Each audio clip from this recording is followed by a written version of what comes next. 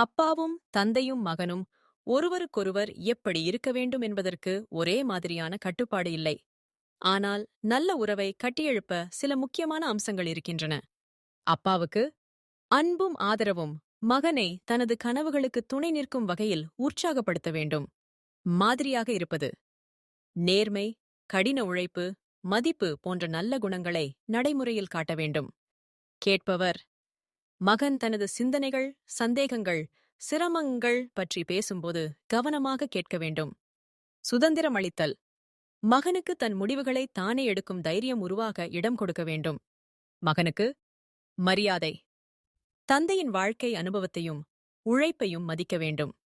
திறந்த உரையாடல் சந்தோஷம், கவலை, கனவு எதை பற்றியும் தந்தையுடன் பகிர்ந்து கொள்ள வேண்டும். நன்றி உணர்வு தந்தை அளிக்கும் அன்புக்கும் முயற்சிக்கும் நன்றியுணர்வு கொள்ள வேண்டும்.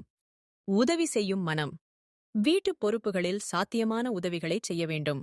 சுருக்கமாகச் சொன்னால் அன்பு, மரியாதை, புரிதல், திறந்த உரையாடல் இவையே அப்பா மகன் உறவை ஆரோக்கியமாகவும் வலுவாகவும் வைத்திருக்க முக்கியமான தூண்கள்.